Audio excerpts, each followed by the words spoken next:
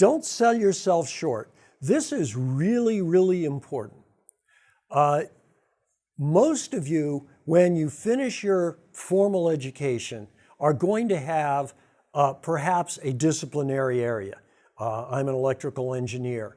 I'm a psychology major. I'm a business major. So you're going to have your areas, but you're also going to have a general set of skills that are going to be fairly powerful. You're going to have perhaps quantitative skills. If you, for example, major in economics, you're going to have some quantitative skills because economics today is a quantitative discipline. Engineering, obviously, you'll have quantitative skills. You'll have problem-solving skills. So you'll have a set of generalizable skills. One of the mistakes a lot of people make is they don't give themselves credit for their general knowledge, and they only look at things that fit their specific knowledge. So if, for example, I was speaking at Princeton to the civil engineers there. Most of them were master's students, some of them were undergraduates. At the time, this was before 2008, at the time, most of them were going to work on Wall Street. And you say, why? They're engineers. Well, sure, but think about what an engineer is. An engineer is a structured, quantitative problem solver. Think about what finance is. Structured, quantitative problems that need solving. So the match is there. What's important is for you to understand that you have those skills. So it may be that people think you don't fit a certain slot and don't hire you, but don't take yourself out of the running simply because you think you don't have the specific skills you need. Don't be afraid to fail.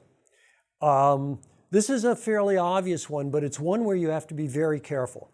In American culture, failure is accepted, and in some places in American culture, Silicon Valley, for example, it's even celebrated. Fail a couple of times and then you go out and you get $1 billion for your next company.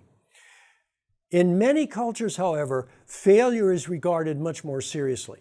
So you need to be very careful, even in some European cultures. France, for example, failure of any kind, let's say you start a company and it doesn't work the way you think it should, that can be a significant problem for your future career.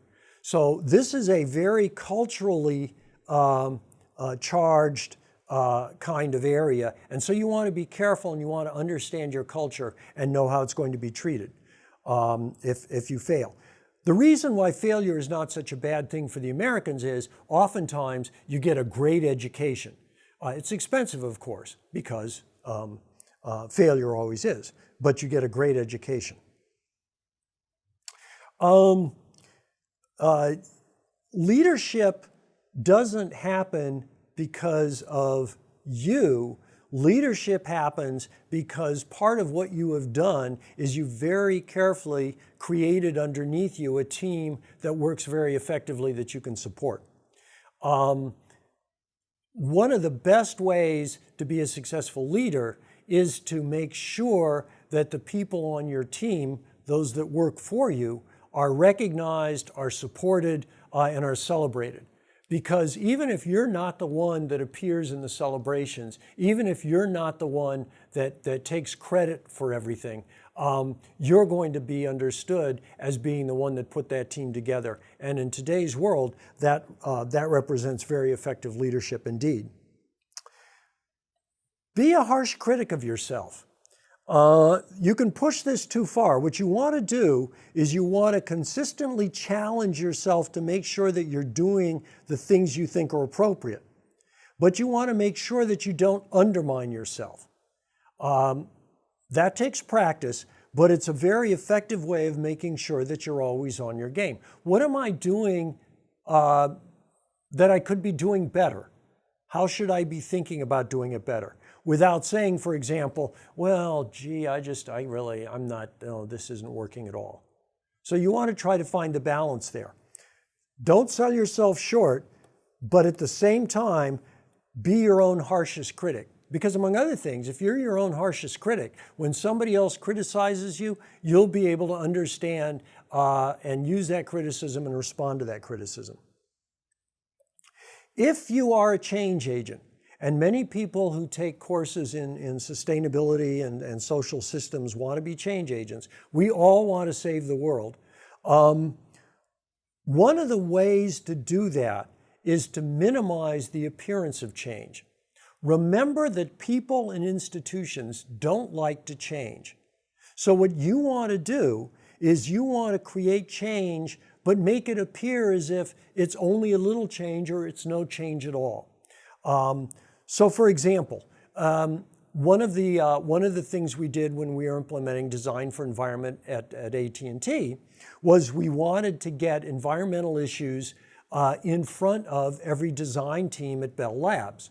Now, if you go into a high-powered design team and you say, oh, I want you to learn all of this stuff about the environment, their response is going to be, to put it politely, very negative. So you don't want to do that.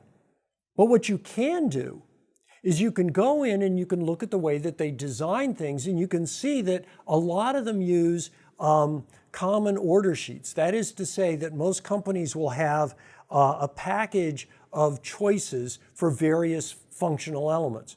So you may go in and you may say, okay, these are the switches that you can order to put into your product as you're designing your product for AT&T. And one of the switches might include polychlorinated biphenyls, another might include mercury, and a third might be a different design that doesn't include either of those two toxics.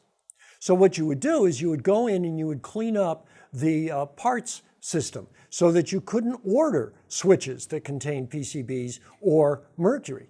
Now notice you haven't required anything new from the design team. They're still building whatever they want to build. They still don't have to know specifically about environmental issues. What you have done is you have made it much more likely that their designs will be environmentally friendly. So find ways to do that. Find ways to create change while minimizing the appearance of change. It's an important skill. It can be done, but you need to work at it. If you do things like this, what you'll find is that leadership is not so much something that happens, that represents some sort of magical touch that you develop. What you'll find is that leadership involves a lot of common sense and respect for others. And that in fact, as you begin to go forward doing those kinds of things, you'll find that common sense and respect for others will get you a significant distance. But there's other things that you should think about. Among other things, a good course on cultural characteristics, different ways of thinking about culture, different ways that people behave in different cultures.